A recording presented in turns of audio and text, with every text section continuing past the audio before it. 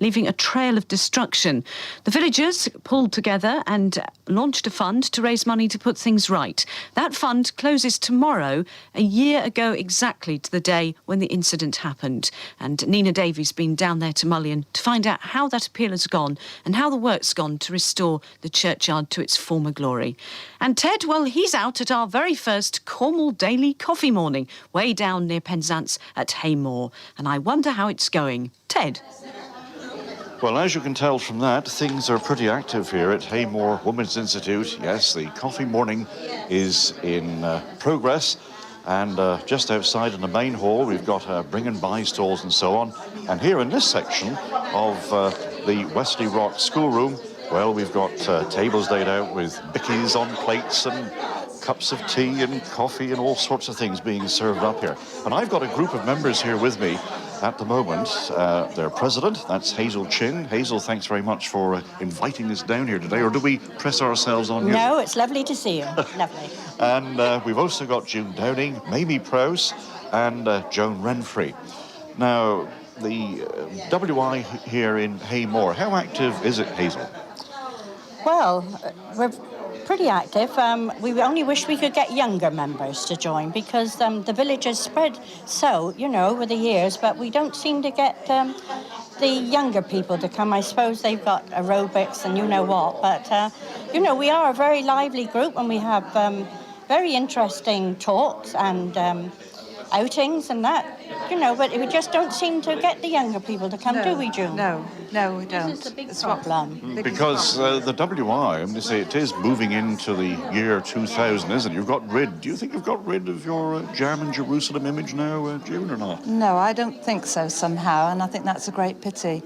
But if people would only support more of our activities, and especially monthly meetings, I'm sure they'd see that there's an awful lot that goes on here other than Jam in Jerusalem. Yeah, because you've, I know, have your annual meeting at the Royal Albert Hall, and very important propositions are put forward there. And, of course, this year you're celebrating your 75th anniversary, the founding of the WI, I think, aren't you? Yes. Are you doing anything here in Haymore, especially to mark that occasion? Well, in our group, we're having a tea party, and hopefully the church bells will ring in Penzance. We're six in the group, six WIs. So hopefully we shall have a nice time that day. Yeah, excellent. Because here at Haymore, it's just on the outskirts of Penzance, and I know Mamie Prowse, well, she's been a member of the WI for 62 years. And of course, You're telling my age. I wouldn't do a thing like that, maybe. You wouldn't? No. I don't know, I'm sure. Now, you have just about lived here in Haymore all your life, haven't you? Well, no, I came from St. Just. And I joined up there when I was 14. So you're from foreign parts? Yes, and I came, 50 years I've been here next February. So married and came here. So what sort of place is Haymore? Well, it's very nice. We enjoy it all. It's built up a lot to what it used to be. But we wish some of the new people that have come in to live would join the WI. Well, this really is what June was saying just now. You'd like to see more young people That's coming right, along. yes, to swell up the numbers, But we're very active and we enjoy ourselves, don't we? We're a jolly crowd. Yeah. How does the WI then of today compare with the WI when you joined first? Let me say 62 years ago. Well, that's quite different now, because we didn't have television in those days, and more people came to the WI for entertainment and all that sort of thing. You made your own entertainment then. So did you have concerts and that sort of thing in those days? Oh, yes, we had concerts and we had classes, like for basketry and all that sort of thing, smocking. Smoking or smocking? Smocking, not smoking. We don't smoke, or I don't. I couldn't see you, Mamie, with a pipe in your mouth or anything like that. I should look some comical, shouldn't I? Oh, dear. Our 75th birthday party, we hope Radio Cornwall will be there because we're having a tea party in conjunction with the other WIs in our area at the Regent Hotel, and it should be a lovely day. And when is that actually being held? What's the date? Can you remember? September the... it's gone from my head. The 12th, Is it the 12th? We have to confirm this, obviously, from the minutes, I think. We will send you a little postcard. Splendid. So anyway, it's going to be in September. Yes, yes. This is the main thing. Do you think, Joan, that the WI today is relevant to what goes on around you? Yes, I do. You know, I think they do quite a lot of good with the environment or all the things that are in the public eye these days. I mean, our meeting in London shows that. I mean, our resolutions are always sort of tied up with what is happening in the world. What do you see then as the main problem, perhaps, affecting Penzance or Haymore, the area where you live? Any views on that, Julie? Well, not really. I've not been in the WI long enough, really, to know, other than that there are several groups in this area anyway, you see, because there's Madron, there's Alverton, there's Newland, there's so many of us that I suppose that makes it more difficult to get the younger people because they're so spread about. Yeah. How about the actual problems affecting the area? Do you see any one big thing as standing out in that way, Hazel, or not? Well, I think as far now as the work in that is concerned, a lot of the things have run down in the area, haven't they? Like the mining and the fishing, and we find it now, you know, with the shops closing and that in the town, don't we? It's a different outlook altogether in the town, isn't it, really? Well, you've got these very big stores, haven't you, opening up on the perimeter of Penzance, the do-it-yourself stores and so on. Does that make life easier? Well, yes, if you've got a car, but I mean, for the elderly people, it's not so good, is it? But well, let's address that to Mamie a moment, because Mamie, I don't know, have you got a car? No, I haven't. So you wouldn't, or certainly you would find it difficult to visit some of these large out-of-town shopping centres. Well, we have a bus that comes up twice a week from Safeway and take people out there free. We don't have to pay to go on that bus. And of course, I got a daughter that take me if I want to go. So what would you consider to be the most pressing need here in Penzance? You've got the distributor road, which of course must be an advantage, Yes. I suppose, to everybody living in the area. Well, I think we want to bring in some of the bigger shops in Penzance, like Marks and Spencer's and British Home Store, something like that. Because it is difficult to get, if you want to go, say, for instance, and get a rig out, it's different to get it into Penzance. I'm not saying there aren't some places, shops in there that do sell them, but even then it's a job to suit the likes of we older folk. Well, you're wearing a very nice rig today. Oh, thank you very much. So there you are. Those are some of the members of the Haymore WI. Now, just across the room here, munching his way through untold number of biscuits, I see a certain gentleman, and that's Ken Hall. Now, let's just go across quickly and have a word with him, because I'm not too sure, really, what Ken is doing here, because after all, remember, this is the WI. It is the Women's Institute. Now, Ken, what are you doing here this morning at the WI It's meeting? a peace offering, Ted. I got a show for the ladies, obviously. Ah, I didn't play bowls, see, so I got to do this for a peace offering. I see. See what I mean? So do you think you'll have the afternoon off? We should be on, Ted. Yeah. And where do you play? Penzance. Yeah. Good club? Doing very well. We're up top of the league, Ted. And what We go to about... Portland, by the way. Yeah, well, you'll be beaten, obviously, when you get to No, Portland. we beat them, Ted. I would agree with that. Yeah. How about the refreshments here this morning? Very Pretty good. nice. Very nice right now. How many cups of coffee have you had so far? I got on the first one, Ted. Very good. Yeah. How many do you intend to have before you leave? Two. Yeah. Right. Okay. That's Ken Hall. Well, he's got permission to have the afternoon off to go and play bowls. Well, a little later on, I shall be talking to Cy Sharman, who's here, of course, with her microwave, and she's going to be cooking up for us quite a number of things. In fact, I can see sausage rolls coming out of the oven there already. And another person I shall be talking to a little later on, that's Dennis Yellop, who's the Penwith chairman of the Council for the Protection of Rural England. We'll be talking to both of those just a little later here on Cornwall Daily. In the meantime, I'm going to go off and have a cup of coffee myself a moment, so I'll just hand back to you, Tamsin, while I'll get Haymore WI, and we're having a fine old time down here, really enjoying ourselves. If you want to come along, well, just pop into the Wesley Rock schoolroom. And I've got with me now Si Sharman, our microwave expert.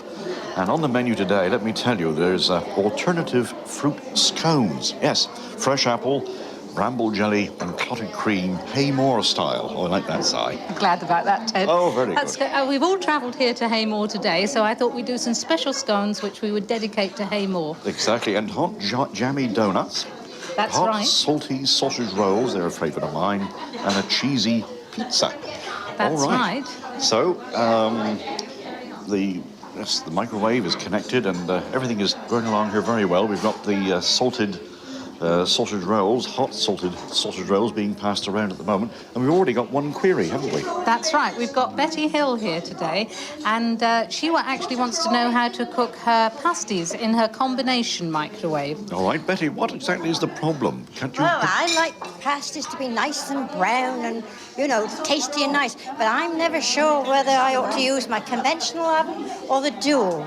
And I like them looking crispy and nice. And I'm a bit nervous, to be honest. So I want a good cook to tell me how to make a good Cornish pasty. So, did you find it difficult sort of transferring from one style of cooking with a conventional oven to microwave or not? Oh, no, it's super. I use it all the time. But I like a good Cornish pasty, and I'm a bit nervous to try, Yeah. really. Could you All right. help me, please? Yes, no problem there, Betty. In fact, we did pasties the other day on the I think it was the last but one programme we did some pasties. Where are those sausage rolls gone? Oh, they've been pinched. Much the same as the sausage rolls, actually. And on yours, what you have to do is that for 4 medium pasties, it takes 20 minutes on dual cook, medium low, with 250 centigrade. And you put 2 pasties on the tray and 2 pasties on the high rack. But the ones you put on the high rack, put on a piece of greaseproof paper so the bottoms go crispy. Otherwise you get soggy bottoms. Yes. Rather like we did on the sausage rolls. We Yes. put that on greaseproof paper today. And then you cook them just for the 20 minutes, and that's 4 medium pasties. To your own recipe, Yes. if you were doing just 2, you would need to preheat your oven on 250 on the convection to 250 centigrade on convection only. Then you put your 2 pasties in for 10 minutes on medium-low microwave with 250 centigrade. So that'll bring your pasties up nice and crisp. Yes. And do you use puff or do you use short crust?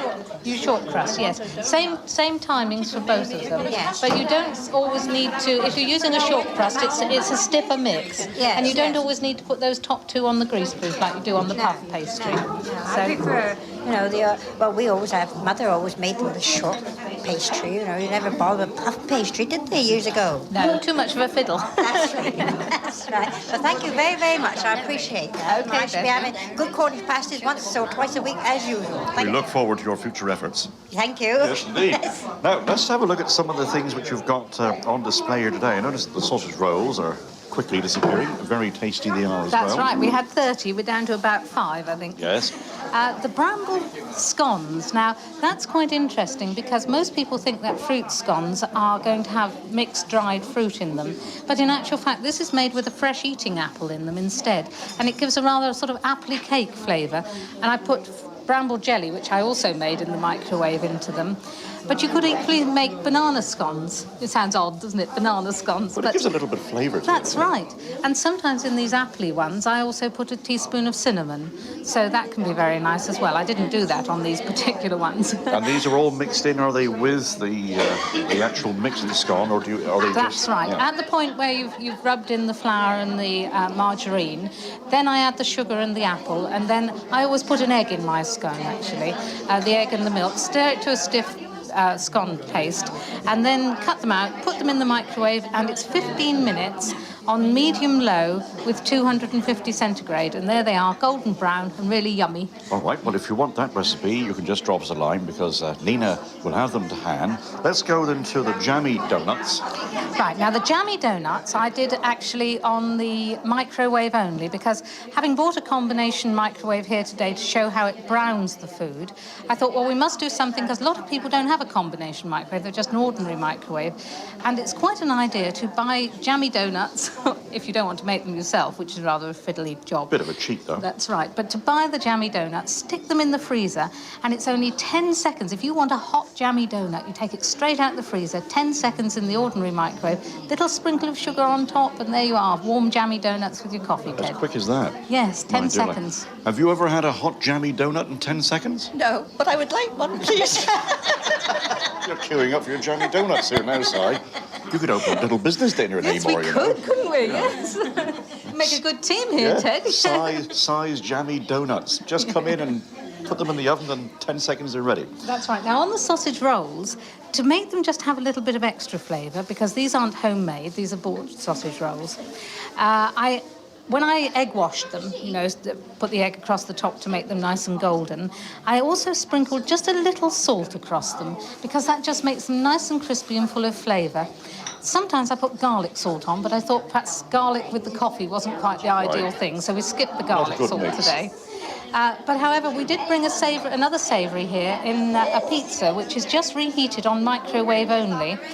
Trick with the pizza is to switch the microwave power down to about a medium and put it on for a couple more minutes than it says on the packaging, simply because then you really melt the cheese and heat the pizza right the way through. And that's just a herby cheese pizza. Excellent. And tastes scrumptious. That's right. Now, of course, these recipes are available, aren't they, at our reception? That's right. Or if you pick them up at reception, or if you write into Nina. But give her a couple of days, because I haven't sent them with you yet. Up to Phoenix Wharf, they're not there yet, so don't anybody race in the door yet. We'll have those all being well on, Monday or Tuesday By of Monday next week. or Tuesday. So if you send in a stamped address envelope, just mark it microwave recipe and address it to Cornwall Daily, BBC Radio Cornwall, Phoenix Wharf, Truro, TR1 1UA. We did just a couple of minutes ago, Ted, have a question on the safety aspect of the microwave, and we do recommend that they're tested about once every year or once every 2 years, depending on what sort of make you have, and that's just a sort of a safety check to make sure that they're all working satisfactorily and that the power is working correctly. The one I've got here today is a 600-watt power combination oven, which would be purchased about £250. Because this is a specialist subject, isn't it? That's right, it is, yes. You need the special equipment to carry out that test. Yes. Okay, and we Si? can always give specialist advice. Of course you can. I can certainly give you specialist advice on what the stuff tastes like, and you can give specialist advice on how to get that taste there in the first place. That's right. Excellent. Okay, thanks then, Ted. That's Si Sharman, you see, who's busy here at the coffee morning this morning, and one person I know who's, well, I think he's been tempted by the odd sausage roll, and that's Dennis Yellop, who's the Penwith chairman of the Council for the Protection of Rural England. We'll be talking to Dennis in a moment or two about things concerning Penzance and the surrounding area. But how about these tasty things here, Dennis? Quite Well, I must say I've been most impressed with what I've seen from Si's microwave this morning. Yes. We have a microwave at home, and I must say that I didn't realise you could do such wonderful things with them. Well, there you are. Got to go. So I think I've learned quite a lot this morning. Go and have a word with Si while we're taking a break for the moment, because I'll be talking to Dennis in a moment or two. That's Dennis Yellop. That's here on Cornwall Daily. But in the meantime, I'm just going to tuck into another cup of coffee and hand back to you, Tamsin. Sounds like they're all having a whale of a time down there in Haymore, near Penzance. You're listening to Cornwall Daily, 20 minutes to 12 o'clock. I do know that, fired by his publicity over the Truro by-election forecast, he abandoned his position as a county councillor. Haymore in the Wesley Rock schoolroom, everybody having a thoroughly good time. And I've been joined now by Dennis Yellop, who's the Penwith chairman of the Council for the Protection of Rural England. Now, Dennis, here at the WI, have you had your fill of coffee and so on? That is true, Ted. Yes, it's been very, very enjoyable. And I must say that I've been most impressed with the spirit of community which seems to be here. It's rather nice to see so many people so enthusiastic about their own communities, which is something which I feel it isn't always there in other parts, you know, so that I'm very pleased to have been invited, and thank you very much for allowing the CPRE to be present here this morning. Well, I'm going to say the CPRE, in a way, shares this community spirit, because you're, I take it, here to protect the environment and so on. Just remind us of the main aims. Well, I think perhaps, Ted, if I could say that the CPRE was first formed in 1926. In Penwith, it hasn't been in being that long, only about 10 years. But I do believe, because people in this part of the country have a care for the environment, that there was a small group, in fact, down in Lamorna as far back as 1928. But this group here in Penwith was formed about 10 years ago, and I joined it when, in fact, Major Tom Ellis was, in fact, the chairman. And I must say that it was Major Tom Ellis's enthusiasm for the protection of the environment that made me sort of, when I was asked to join the committee, I felt very privileged to join such a wonderful team, yes. Well, since the committee was actually formed, and through the years since, do you think that it has been successful in its task and protected the rural environment? Well, I think, Ted, we come to the question of planning. And when one considers the aims of planning, which is to try and reconcile various aspects of life in an area, it's sometimes difficult to perhaps balance all the various needs. And I do feel that planning as a system to obtain certain ends, it does mean that sometimes you do sacrifice something to gain a benefit. You see, some people I know would say, oh, well, as soon as any development is planned, look out, here comes the Council for the Protection of Rural England saying why we shouldn't do it. Yeah, but I think, Ted, that is quite true, actually, and I must confess that I've often felt that myself. Yes. And I really do feel that it's really because when one is involved in planning, you're involved in a situation where sometimes you have to consider the needs of the area from the economic point of view, and nobody really wants to see industry right on their doorstep. And it must be said that, shall we say, the little village that I come from, Long Rock, is a village that has been, in the past, overdeveloped from the industrial point of view. However, the local community there did form a group, and with the help of the CPRE also, they've been able to at least try and bring about a balance so that at least a part of the village is now protected. But I feel that one of our main aims is to try and influence and persuade, and when we get very large developments occurring, and there have been several here in Penwith, we know that in many cases the local planning officer, Mr. Keith Giddings, who is in every way a first-class professional officer of the council, he may recommend something to the councillors, and in fact they may go along with his decision. But unfortunately, in the planning procedure, there is a right of appeal by the developer who can then go through to the Secretary of State. And many of the things that we see here around in Penzance have in fact been due to the Secretary of State allowing certain developments occurring, which in fact were directly against the local planning officers. Would you, in that case, then like to see perhaps the council, that's the Council for the Protection of Rural England, given greater powers?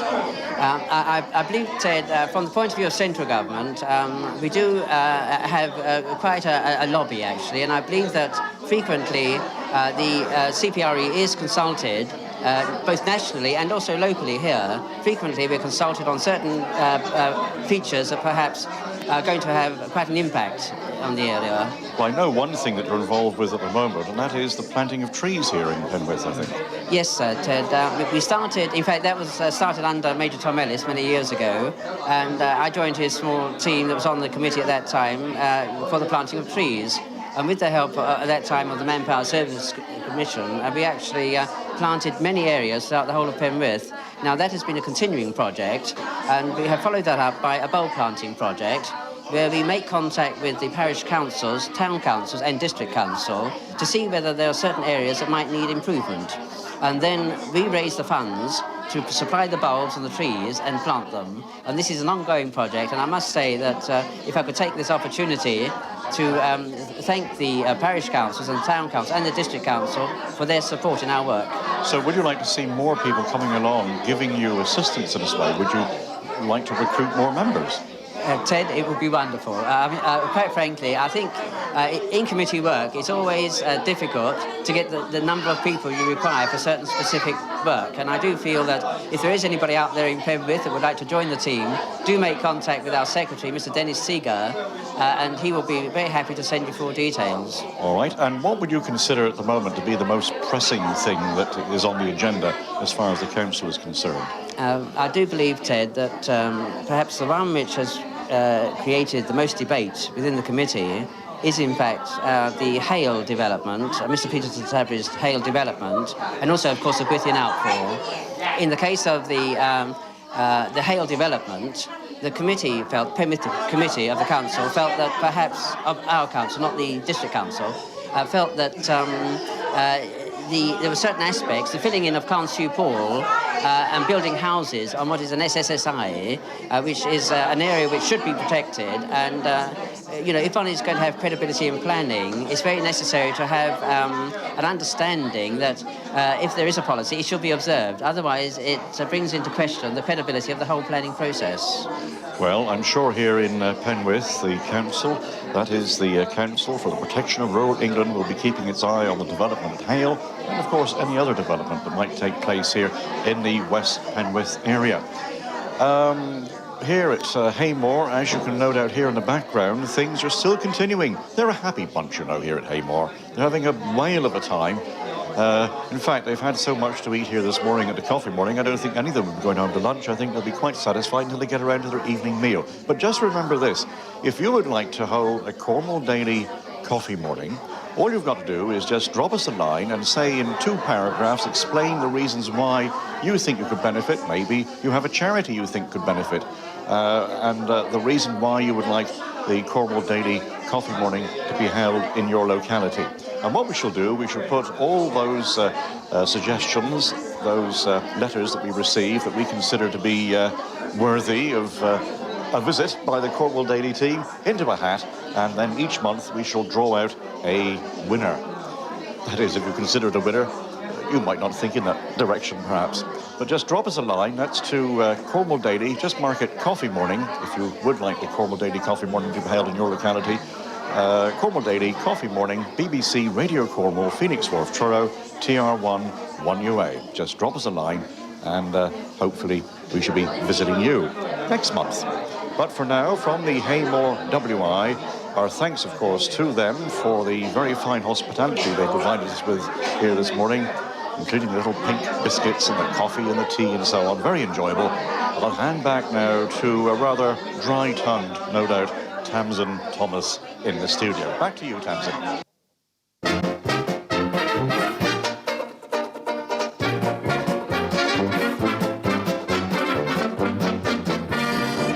And Cornwall's Best was produced and presented by Rebecca Pickford. It's 2 o'clock, and now we invite you to spend half an hour wandering west in the company of novelist Evie Thompson.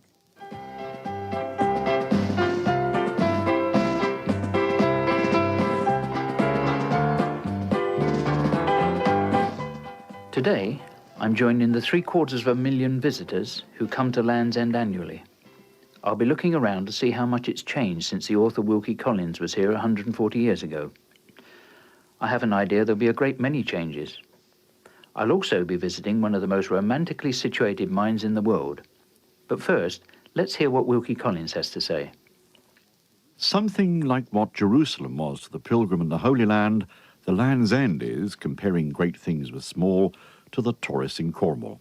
It's the Ultima Thule, where his progress stops, the shrine towards which his face has been set from the first day when he started on his travels, the main vent through which all the pent-up enthusiasm accumulated along the line of route is to burst its way out in one long flow of admiration and delight.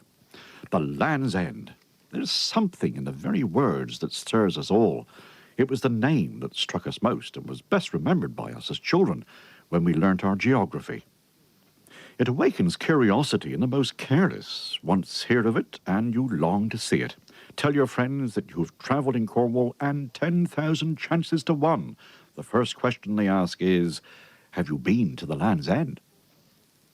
Before you stretches the wide, wild ocean, the largest of the Scilly Islands being barely discernible on the extreme horizon on clear days. Tracts of heath, fields where corn is blown by the wind into mimic waves. Downs, valleys and crags mingle together picturesquely and confusedly until they are lost in the distance on your left. On your right is a magnificent bay, bounded at either extremity by far-stretching promontories rising from a beach of the purest white sand on which the yet whiter foam of the surf is ever seething as waves on waves break one behind the other. The whole bold view possesses all the sublimity that vastness and space can bestow.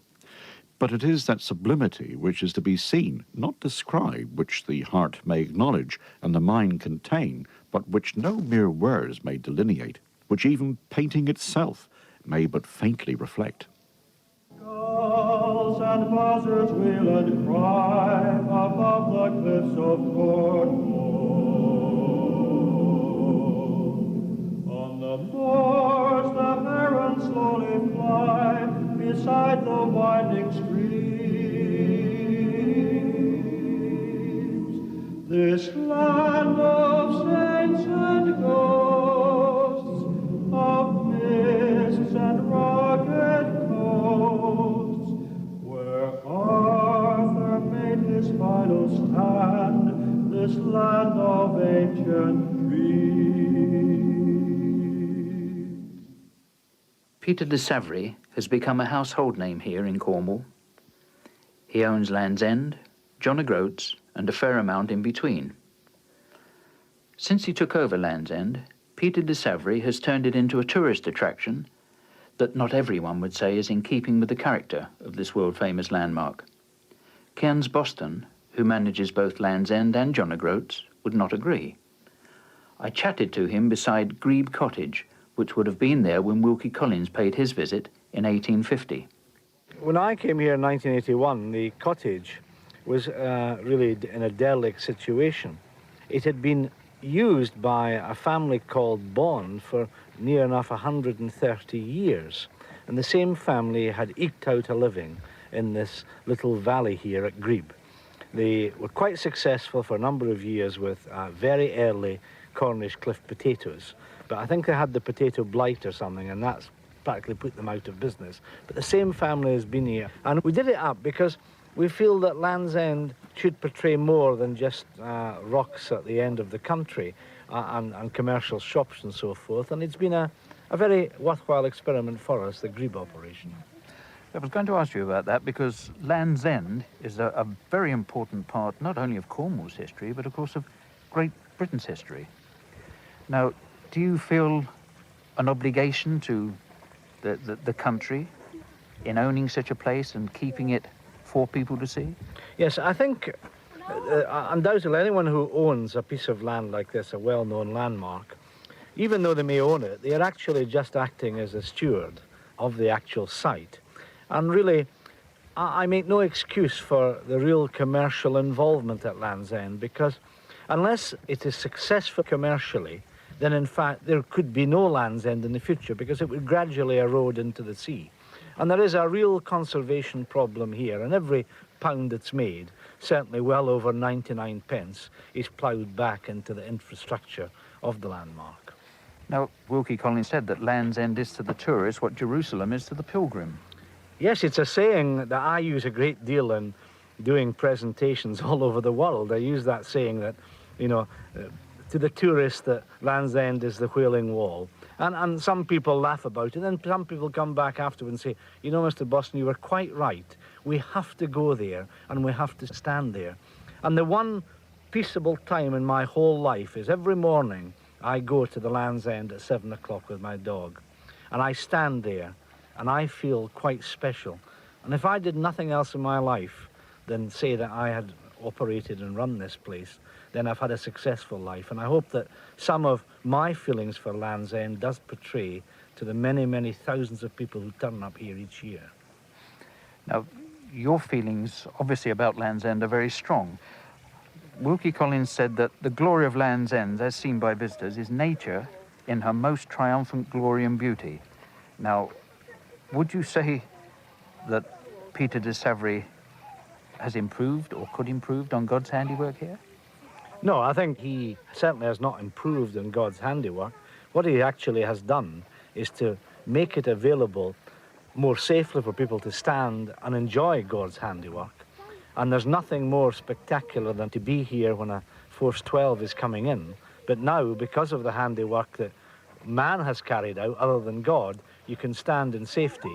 You can perhaps have a cup of tea or a drink and not be blasted about by the high wind. So in fact, together, both God and man has created something that I believe that both parties can be justly proud of. Now, Wilkie Collins came here and there was nothing. Now, if you were to suggest, if Wilkie Collins was still alive and you were to suggest he came here, what would you tell him about the things that you've put here? Yes, I think I would draw his attention respectfully to the fact that the Land's End commercial bulk started when the train came into Penzance. And really, man in these days, when the train came in at the end of the 1800s, didn't make a very good job of doing it. And if one had to do it all again, we would take all the facilities and put them 2 miles up the road, up the A30. And Wilkie Collins then could have enjoyed his cup of tea, perhaps 2 miles away from the Land's End, and then walked down. Because I feel, at the end of the day, that a visit to Land's End should be coming into God's land completely. And yes, the commercial aspect for it should be taken away. And I could apologise to Wilkie and say, I'm very sorry, this happened before we arrived here. And really, if planners had been doing their job properly when the trains came into Penzance, then you wouldn't have had the bulk of commercialism here, but 2 miles back the road, which would have been a much, much better situation. But we're in the modern world of cars now, and there are thousands of cars here. But do many people arrive the way he did, on foot? Oh, yes, I would say that you'll get people walking through Land's End, perhaps 150, 200 people a day who are on the coastal footpath and walking. And of course, the one thing about it all is the fact that though we charge for all the facilities, anybody from all over the world can walk onto Land's End free of charge. The only thing they can't bring on is their car. For that, they have to pay. And of course, people from all over the world do come here. How many visitors do you have in a year? We have about 750,000 visitors, of which 19% are from outside the UK. And the other thing, you know, there's been a great controversy about what's happened here, but we do surveys very regularly. And, you know, 98.9% of everybody who visits here in the course of a year are perfectly now satisfied with what they get. Right, well, we've been talking about the way it's changed over the last 150 years. How do you see it changing over the next 150 years? Yeah, I think we as stewards, oblique owners of Land's End, have a great responsibility to the nation to keep it together and present it well. Therefore, the Land's End in the future will be more and more an added value situation with a higher quality amenity, well protected, heavy erosion control, and the real earnest endeavour to try and put back a great deal of the fauna and flora that's been lost here over the last couple of decades.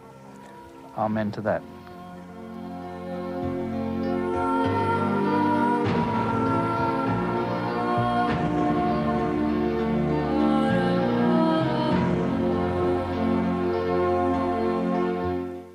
Cairns Boston's view of Land's End and its future. I thought about his words as I stood at the cliff's edge and gazed out across the sea to the Longships Lighthouse, the Scillies, and the Atlantic Ocean beyond. There's much still at Land's End that Wilkie Collins would have seen. The rocks, the sea, the islands, and indeed the mist. There's also a great deal today that he wouldn't have seen. Some people say that it was better the way it was. Others like it the way it is now. I wonder what Wilkie Collins would have thought.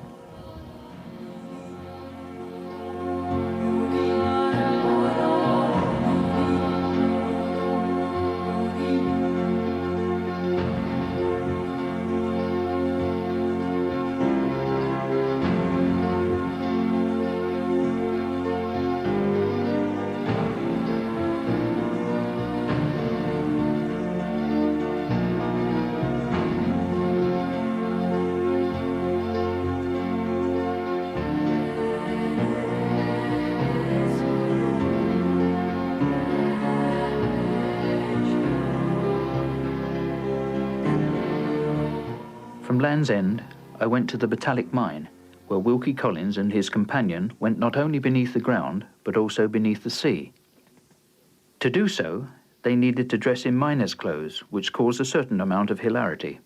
The same mysterious dispensation of fate which always awards tall wives to short men decreed that a suit of the big miners should be reserved for me. He stood 6 foot 2 inches, I stand 5 feet 6 inches. I put on his flannel shirt. It fell down to my toes like a bedgown. His drawers, and they flowed in Turkish luxuriance over my feet. At his trousers, I helplessly stopped short, lost in the voluminous recesses of each leg. The big miner, like a good Samaritan as he was, came to my assistance. He put the pocket button through the waist buttonhole to keep the trousers up in the first instance. Then he pulled steadily at the braces until my waistband was under my armpits. And then he pronounced that I and my trousers fitted each other in great perfection. The cuffs of the jacket were next turned up to my elbows. The white nightcap was dragged over my ears. The round hat was jammed down over my eyes. When I add to all this that I am so nearsighted as to be obliged to wear spectacles, and that I finished my toilet by putting my spectacles on, knowing that I should see little or nothing without them, nobody, I think, will be astonished to hear that my companion seized his sketchbook and caricatured me on the spot, and that the grave miner, polite as he was, shook with internal laughter when I took up my tallow candles and reported myself ready for a descent into the mine. At that time, going down a mine was a risky undertaking. The process of getting down the ladders was not very pleasant.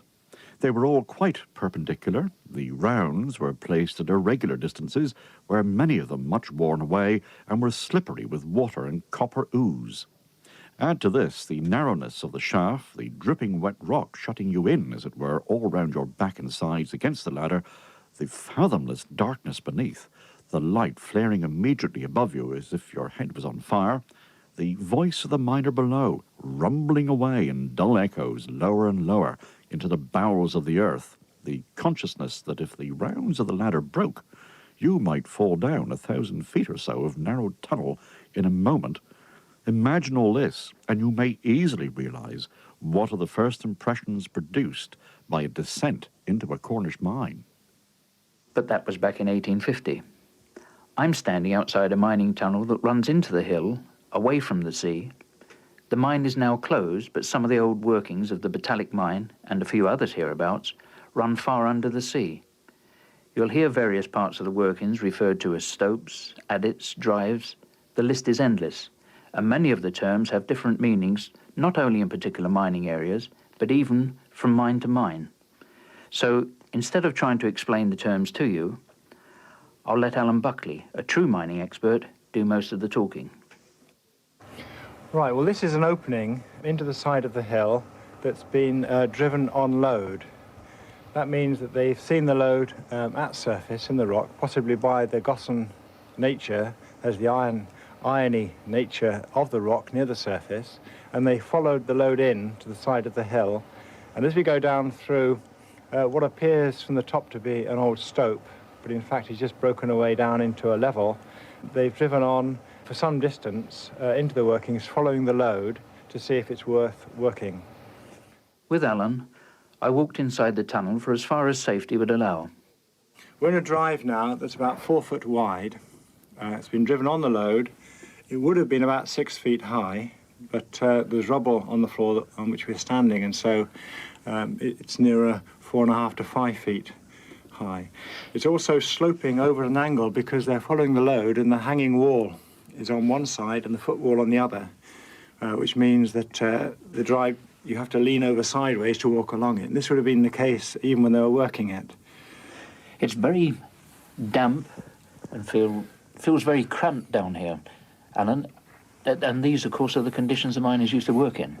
That's right. An instant just mining area where the loads tend to be much narrower than in other areas. There is a tradition of one man working, single-handed labour, which meant that one man held his own drill and beat it himself because there wasn't room for two men.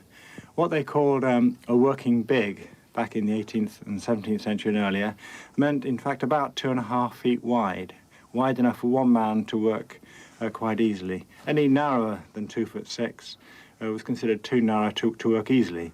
But there are lots of examples around here, in Boscastle Downs mine and other mines around here, where stopes have been broken into recently where they are only 8 inches to 1 foot wide, which shows how extraordinarily cramped they must have been when they were working then.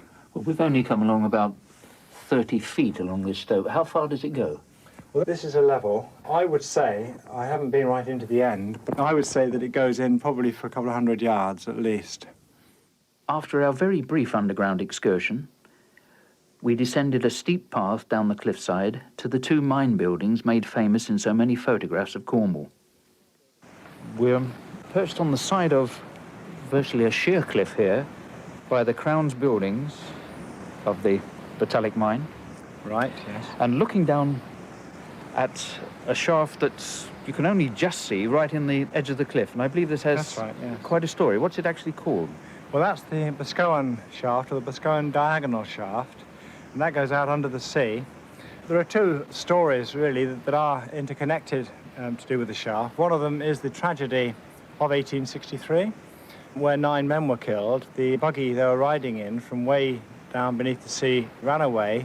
The man operating the emergency brake failed to operate it, and all 9 men on board were killed. And about 18 months later, the Prince of Wales, with the royal party, visited Cornwall, came to Botallack, and they all went underground using the same buggy, which apparently was still battered from the previous accident. So various county ladies, ladies from the court, as well as the Prince himself, all went underground.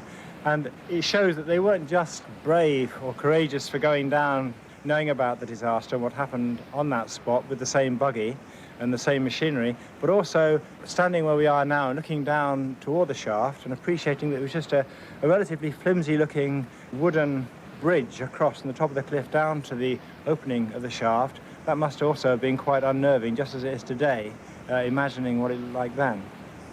These Crown's engine houses were a few years ago in a very bad state. It looked as though they were going to collapse over the cliff. And a small group of people known as the Carnbrae Mining Society, or mostly mining enthusiasts in the Campbell-Madruth area, also from down this way, got together and decided that they were going to have them renovated. They didn't appreciate then the enormous cost in labour and materials and man-hours that it was going to involve, but they got on with it, organised it, and raised something like £50,000 in order to get the job done. And I think most of the costs seem to go on scaffolding. And the Manpower Services Commission also provided a lot of men to work on the site. There was a lot of work done on this, but looking down at the cliff now, it's obvious that a great deal of the path has been washed away, getting to the second house down here. When did this happen? Well, in the storms early this year, January, February this year, a large part of the cliff came away and destroyed the path between the two engine houses. The bottom engine house, the pumping engine house, is now almost inaccessible from the top of the cliff. You can get down there, but it's extremely dangerous, and the cliff is quite unstable. You're probably the most knowledgeable man on mines I've ever spoken to in Cornwall. How did you gain your knowledge? Well, I moved to Cornwall about 30 years ago, and before I moved here, I came on holiday and read Hamilton Jenkins' The Cornish Miner, which he wrote in 1927. And this made me quite interested, even enthusiastic about mining. The first opportunity upon moving here, I got a job at South Crofty Mine. This was back in the early 1960s, 1961, 62. And obviously a lot of the old methods that he described were still in use. Carbide lamps were still being used. A lot of the mucking of ore was hand mucking, hand tramming, and so on. And so my interest began then. After I left and did various other jobs, I couldn't wait really to get back into mining. And a few years later, I went back again, spent several years at South Crofty, and then eventually I also had a couple of years at Geevor mine, all of which helped to further my interest and enthusiasm for the history of Cornish mining. And you're particularly interested in mines in this area, the Botallack mine? Well, yes. The men that work down here have different attitudes, different skills that you don't always find elsewhere. And when Geevor closed, I was at Exeter at the time and was quite upset, really, like I suppose most people who love Cornish mining was upset. And so when I heard that they needed miners to reopen it, late in 1987, I immediately rang the manager and he offered me a job, and I began on January the 4th, 1988, when the mine reopened for production. And I stayed there on production work for just over a year, and then was transferred to the tourist side, and also writing and researching a bit about the mine as well. Do you see any future for this particular mine?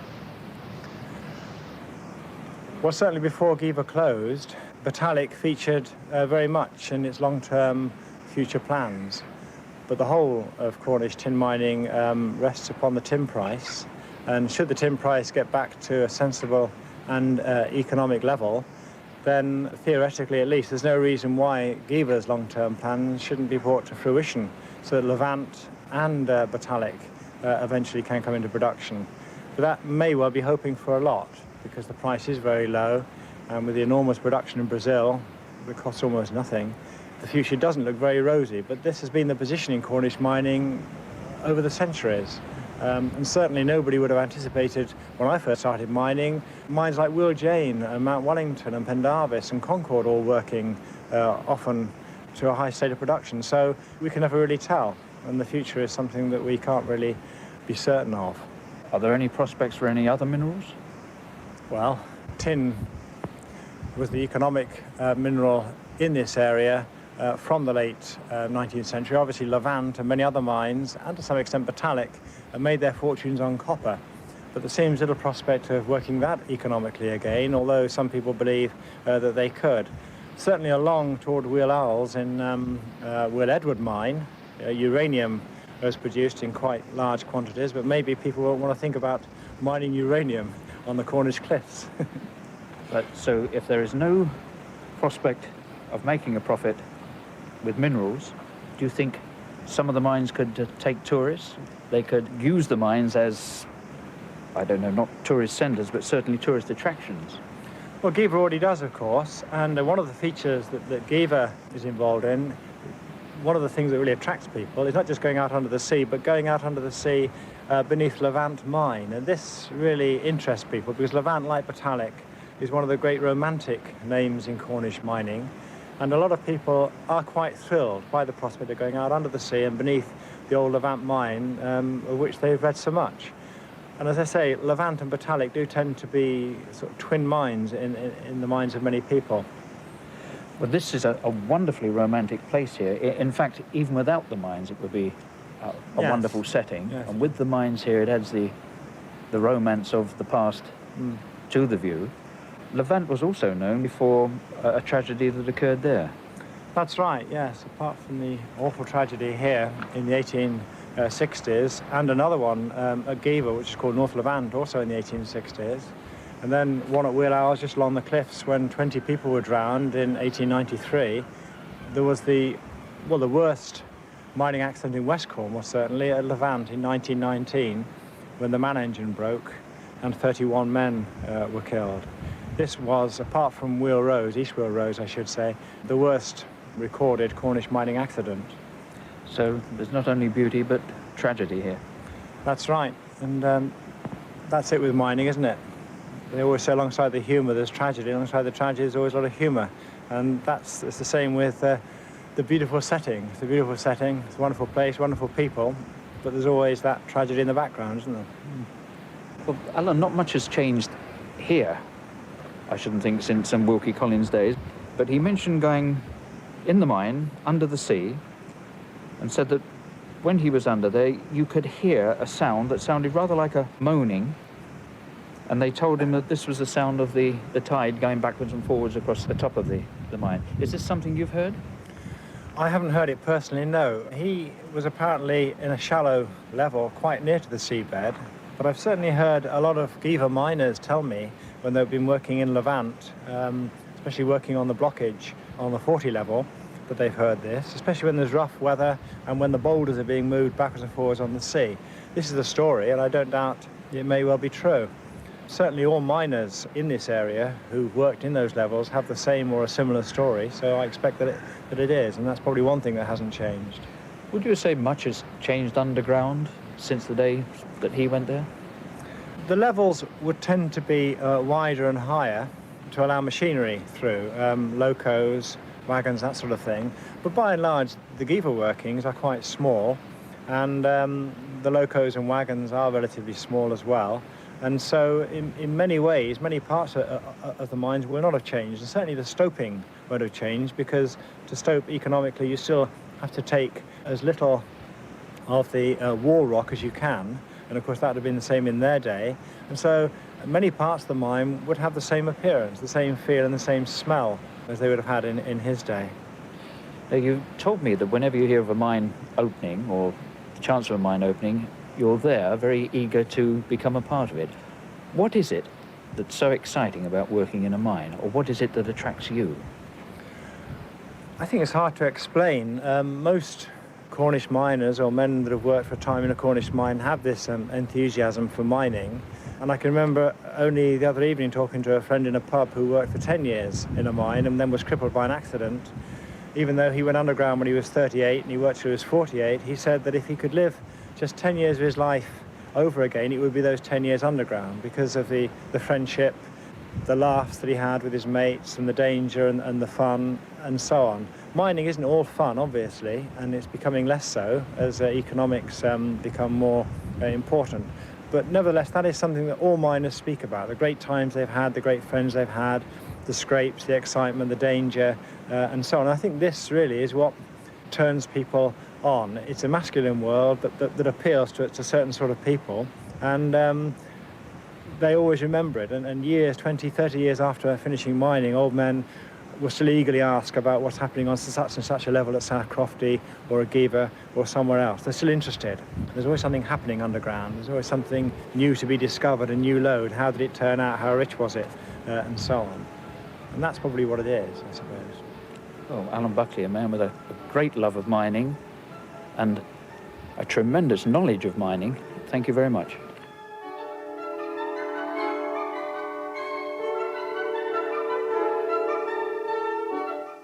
As we wandered back up the cliff path, the mist was beginning to roll in off the sea, hiding the mine buildings, the cliffs, and a number of busy jackdaws that really should have been Cornish choughs. It had been a day I shall always look back on with great pleasure. I hope you enjoyed it too. Next week is the last of the present series of... Importantly, really, it's Prince William is 7 today.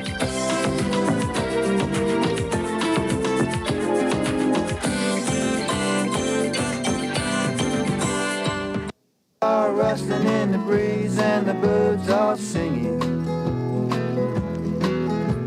The old dog sleeps. Time of the year.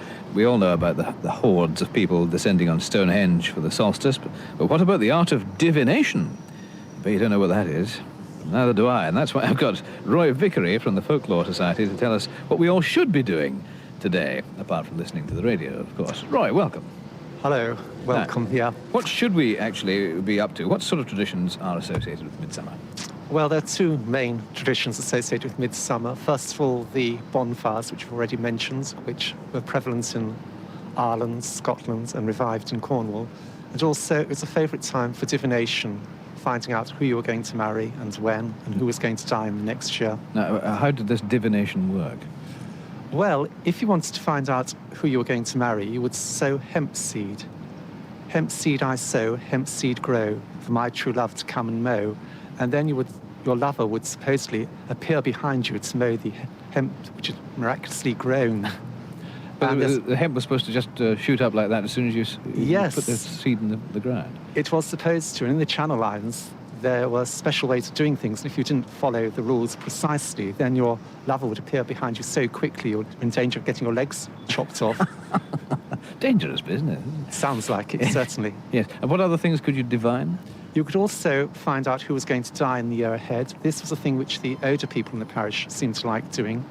They would sit in the church porch at midnight, and all the parishioners would, all the spirits or the wraiths of the parishioners would appear and enter the church. And then a few moments later, they would all come out again. But not all of them would come out. Some would stay behind. And those are the people who are going to die in the year ahead. Are there a lot of traditions associated with the church at this time? Not particularly. At least they haven't survived. No. It was a time also in the 15th and 16th century for decorating the houses with birch twigs and St. John's wort and other plants. But this sort of thing died out many years ago. And what would that decoration do? Was that warding off spirits of some kind? Certainly St. John's wort was considered to ward off any sort of evil spirits or witches or anything evil which happened to be around. Why, at this time of the year particularly, is there this strange sort of fey feeling around the country? Why midsummer? Why not any other day of the year?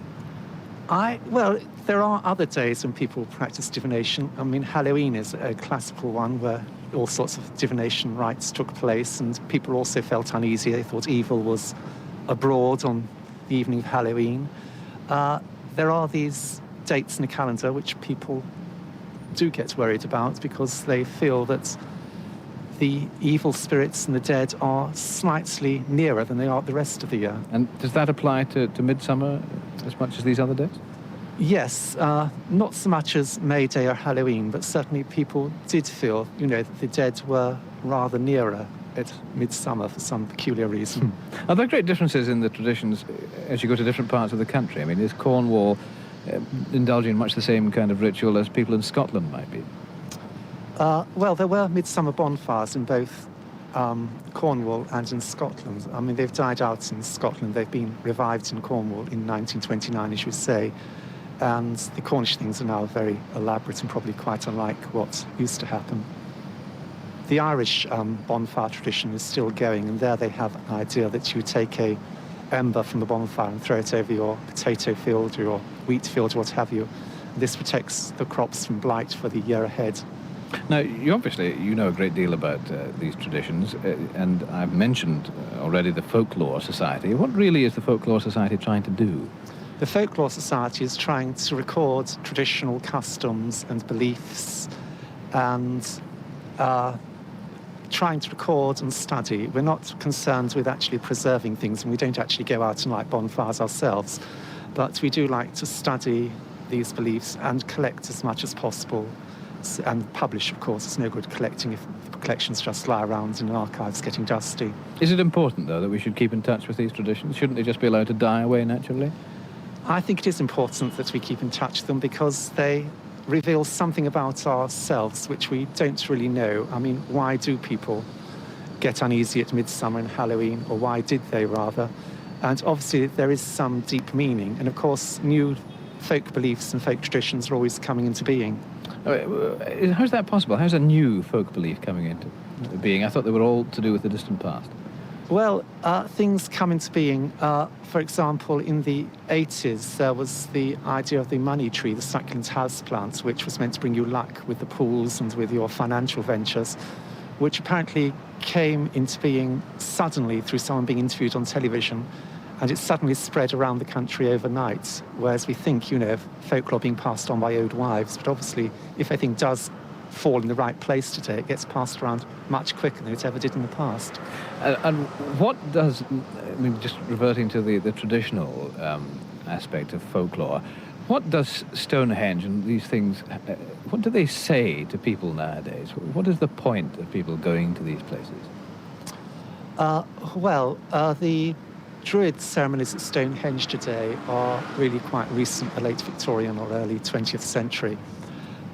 What they say to the people who go there, I don't know, I've never been, but no doubt, if you're up any time early in the morning when the birds start singing and the squirrels are still running around, there is a sort of spiritual feeling in the air, and no doubt if you go to somewhere like Stonehenge, it's probably more so there.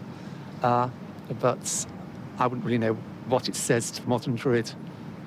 But it's not a traditional folkloric ceremony, really. It's more of a modern invention, would you say? Yes, but of course it has been going on now for 70, 80 years, so obviously it is acquiring its own folklore, and everything has to start somewhere, but it certainly probably has no real connection with the ancient Druids, who probably had nothing whatsoever to do with Stonehenge. Do you think in years to come people will say, spending the night on Broadcasting House roof is probably a good way to celebrate Midsummer Day? Well, it's very pleasant here at the moment anyway. Yes, I've spent worse midsummer days outside in the rain. Well, it may rain yet before midnight. Roy, thank you very much indeed for joining us. Roy Vickery of the Folklore Society giving us all the gen on what to do on Midsummer's Night. And here's a song that was traditionally sung on this day. It's called the Midsummer Carol, Cyril Toney. 'Twas early I woke on a midsummer's morning. The fields and the meadows were decked and gay. The small birds were singing so sweetly and shrilly. 'Twas early in the morning at the breaking of day.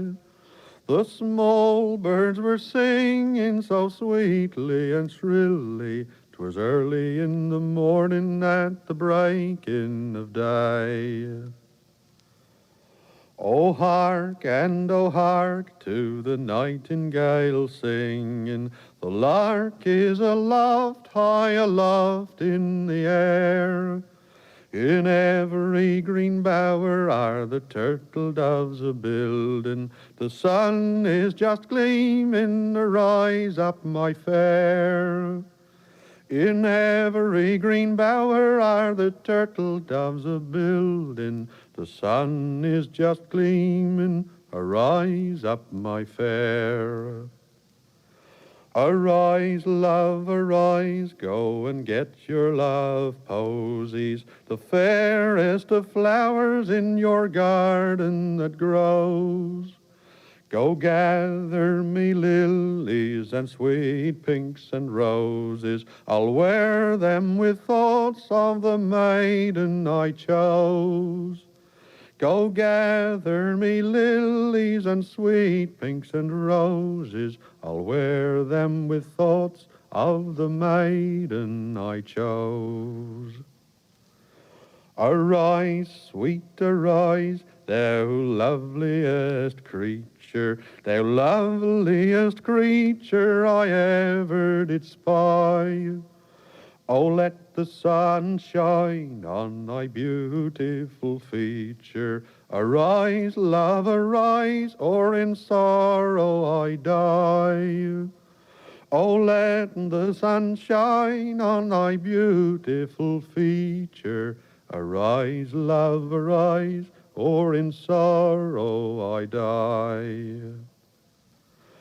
Oh, why, love, oh, why should I banished be from thee? Oh, why should I see my own fairest no more? Oh, why do your parents look slightingly on me? It's all for the ragged, rough clothes that I wore. Oh, why do your parents look slightingly on me? It's all for the ragged, rough clothes that I wore.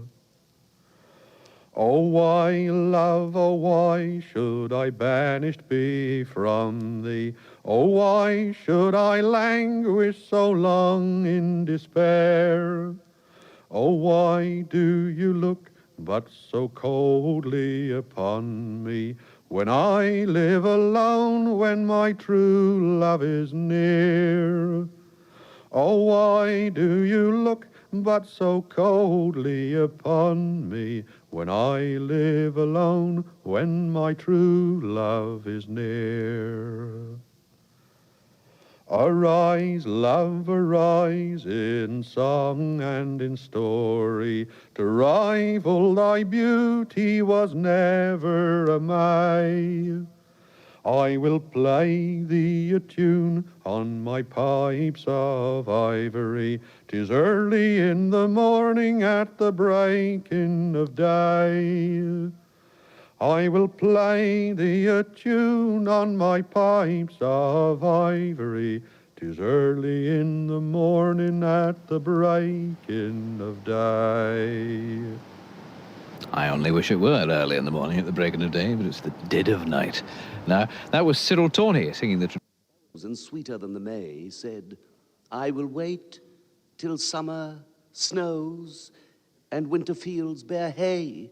I'll wait until the ice is hot and July sun is cold, until the cliffs of Dover rot and the cliffs of Devon mould. Sir Francis went aboard his ship, her sails were sheeted home. The water gurgled at her lip and whitened into foam. And months went by, but no more word came from that roving soul than comes from the mother carey bird that nests at the South Pole.